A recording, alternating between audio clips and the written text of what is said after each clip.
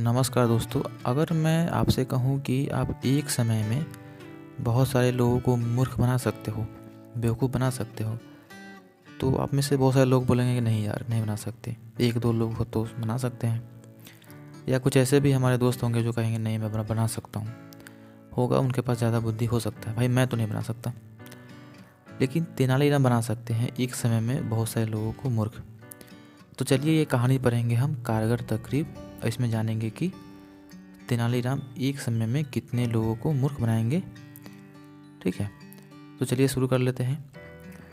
तेनालीराम अपनी मेधा के बुत्ते विजयनगर के दरबार में सबसे लोकप्रिय सभासद बन गए थे।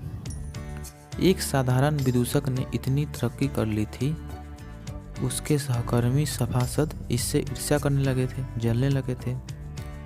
तेनालीराम को किसी चीज़ की अभाव नहीं था। प्रायः दरबार में महाराज उसकी बातों से प्रसन्न होकर उसे कुछ न कुछ देते रहते थे।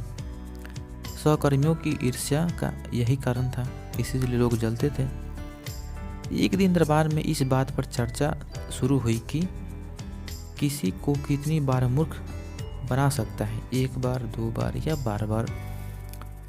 अधिकांश सभासद की राय में कोई भी व्यक्ति किसी को एक बार ही मूर्ख बना सकता है, बार बार नहीं। इस चर्चा में सभी सभासद बढ़ चढ़कर भाग ले रहे थे, मगर तेनालीराम उस चर्चा के प्रति उदासीन था, चुपचाप अपने आसन पर बैठा हुआ था। महाराज कृष्णदेव राय स्वयं इस चर्चा में रुचि ले रहे थे। अचानक उनका ध्यान इस बात की ओर गया कि तेनालीराम इस चर्चा में भाग नहीं ले रहा है और उदासीन भाव से बैठा हुआ है आसन पे, मानो इस चर्चा का कोई अर्थ ही न हो। सारा दरबार एकमत हो गया कि किसी भी व्यक्ति को एक ही बार में आप बेवकूफ़ बना सकते हैं, मूर्ख बना सकते हैं। स्वयं महाराज ने यह बात निष्कर्ष के रूप में कही कि हाँ, एक व्यक्ति को एक ही बार मूर्ख बना सकते हैं। मगर तेनालीराम तब भी शांत रहा। सभी सभासद महाराज की हाँ में हाँ मिलाते रहे। जब महाराज ने देखा कि इस चर्चा के निष्कर्ष तक पहुंचने के बाद भी तेनालीराम शांत बैठा हुआ है, तो उन्होंने पूछा, क्या बात है तेनालीराम, तुम चुप क्यों हो? क्या तुम नहीं मानते कि किसी को भी एक बार में ही मूर्ख बनाया जा सकता है, बार बार नहीं बनाया जा सकता है? तेनालीराम कुछ बोलता उससे पहले ही सारे सभासद हंस पड़े।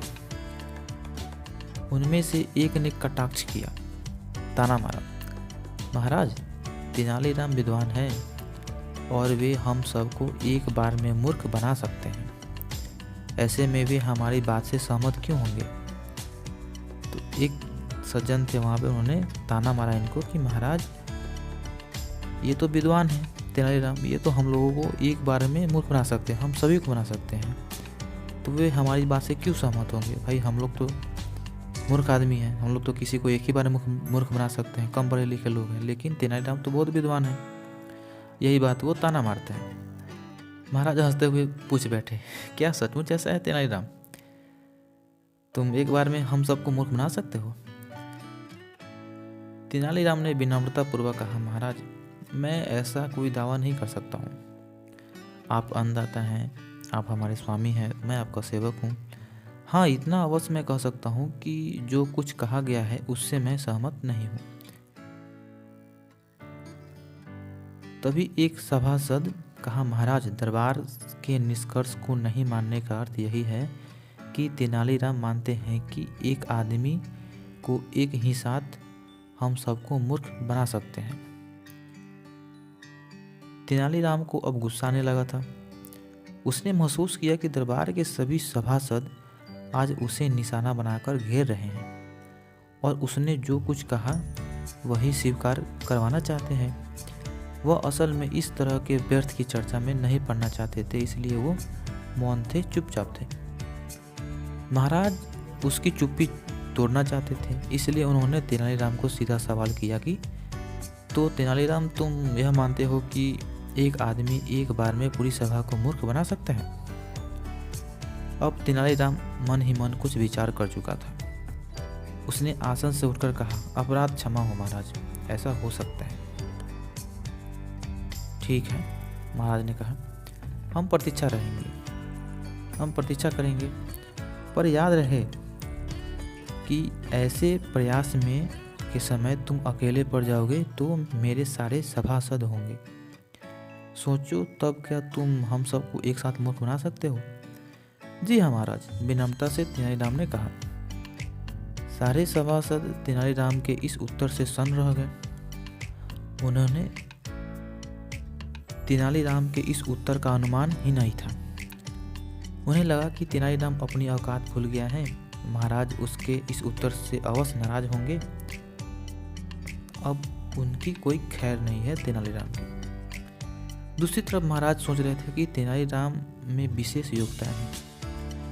वह याद कर रहा है कि महाराज सहित सारे सभासदों को एक बार में कैसे मूर्ख बनाया जा सकता है, तो उसके इस साहसपूर्ण उत्तर का आधार अवश्य होगा। तेनालीराम जैसा व्यक्ति कभी यूं ही अपना मान रखने के लिए कुछ नहीं बोलता।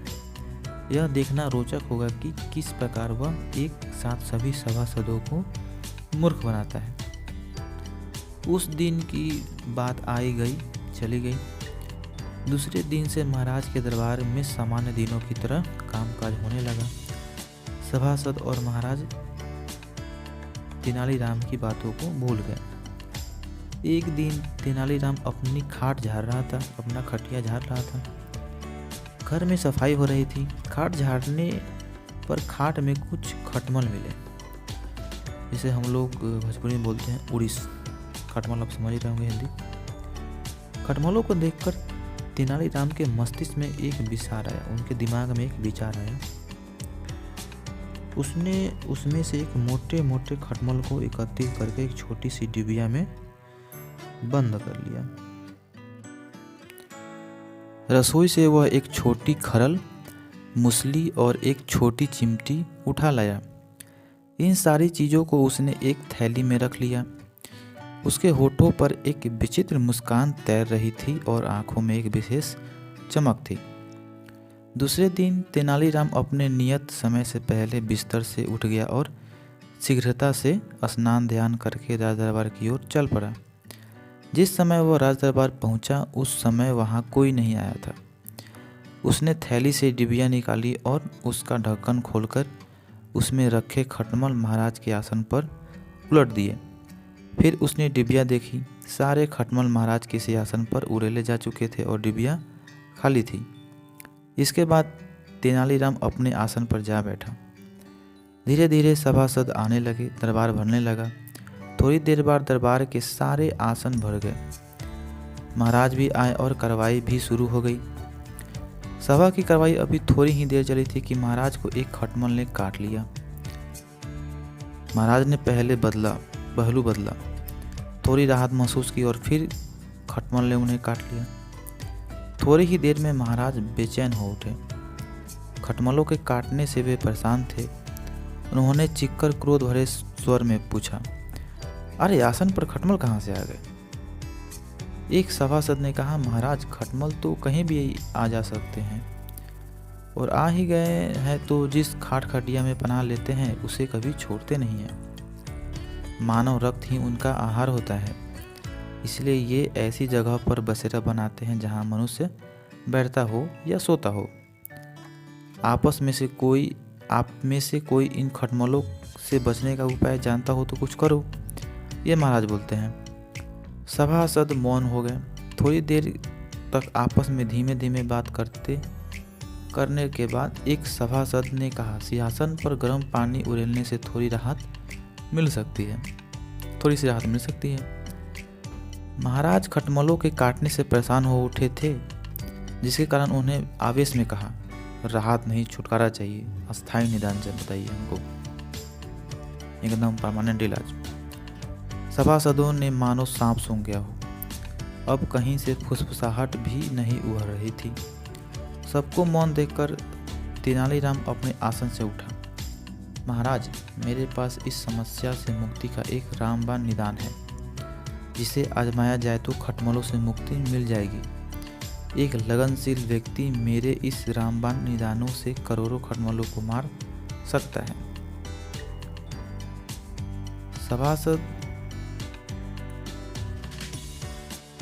तेनालीराम की बात सुनकर चौंक पड़े। महाराज ने बोला तेनालीराम की ओर अविश्वास से देखा और पूछा कि ऐसा कैसे हो सकता है तेनालीराम? जी महाराज, मेरे इस रामबाण तरकीब को आजमाकर देखें। मेरी बात गलत साबित हो जाए तो मैं एक भी स्वर्ण मुद्रा दंड के रूप में राजकोष में जमा कराने का वचन देता हूँ। महाराज ने कहा ठीक है तेनालीराम, तुम अपनी तरकीब आजमाकर दिखा दो। लेकिन महाराज, यदि मेरी तरकीब ठीक लगी तो मुझे क्या मिलेगा? तेनालीराम ने यह पूछा। महाराज ने तेनालीराम की ओर देखते हुए कहा, मैं और इस दरबार के सारे सभासद मिलकर तुम्हें एक भी स्वर्ण मुद्रा देंगे।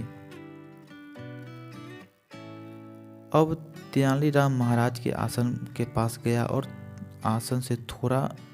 आसन को थोड़ा उठाकर झटके से छोड़ दिया। एक दो खटमल झटके से नीचे गिर पड़े। तेनालीराम ने अपने थैले से चिमटी निकाली और एक खटमल को पकड़कर खरल में डाला और मूसल से उसे कुचल दिया। फिर कहा, महाराज, यही है रामबाण तरकीब। आप चाहें तो इस तरह पकड़कर करोड़ों खटमलों को मारकर उससे छुटकारा पा सकते हैं। अरे यह तो ठगी है, महाराज ने चकित होकर कहा। अरे तुम तो ठग रहे हो यार। तेनालीराम ने विनम्रतापूर्वक कहा, महाराज, मैंने इस भरी सभा में जो बात कही उसका अक्षरश प्रयोग किया और जिस रामबाण विधि का प्रदर्शन किया उसे कोई गलत साबित नहीं कर सकता है। इसलिए मैं शर्त जीत चुका हूँ, आगे आपकी इच्छा। महाराज ने स्वीकार कर दिया कि तेनालीराम शर्त जीत चुका है तथा उसे तत्काल राजकोष से भी स्वर्ण मुद्राएं देने का निर्देश देते हुए उन्होंने राजकोषागार के प्रधान से कहा, सभासदों के मासिक वेतन से इसकी आधी राशि प्राप्त कर ली जाए। सभी सभासद ने के वेतन से समान राशि काट ली जाए। क्यों? ठीक है ना। उन्हें सभासद की ओर देखा, उनकी सहमति जानने के लिए प्रश्न किया। सभी सभासद ने कहा, ठीक है महाराज, हमें स्वीकार है। इसके बाद पुनः अपने आसन से उठे तेनालीराम और ऊंचे स्वर में कहा, महाराज, धृष्टा क्षमा करें। कुछ दिन पूर्व इसी सभा में मुझे प्रमाणित करने के लिए कहा गया था कि एक आदमी महाराज सहित पूरी सभा को मूर्ख बना सकता है। इसी शर्त को आज मैंने साबित किया है।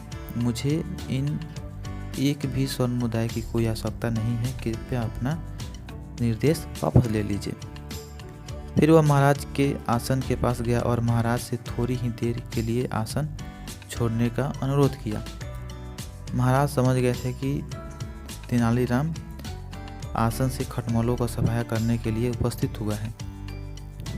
तेनालीराम जानता था कि खटमल थोड़ी ही देर में आसन पर रखे गए हैं, इसलिए वे अभी अपने छुपने का स्थान नहीं बना पाए होंगे। उसने आसन पटक पटक कर खटमलों को उसे निकाला और उसे कुचलकर मार डाला। महाराज ने भरी सभा में तेनालीराम की मानसिक क्षमता की सराहना की और एक बार फिर सभासदों पर वो भारी पड़ गया और इस तरह उन्होंने महाराज सहित सभी सभासदों को मूर्ख बनाया। तो ये रहा मूर्ख बनाने का तरीका दोस्तों। आशा करते हैं आप इस कहानी से बहुत कुछ सीखे होंगे। कहानी अगर आपको अच्छी लगी हो तो इसको लाइक करें, चैनल को सब्सक्राइब करें और जाते जाते मैं आपको कहना चाहूँगा, जय हिंद।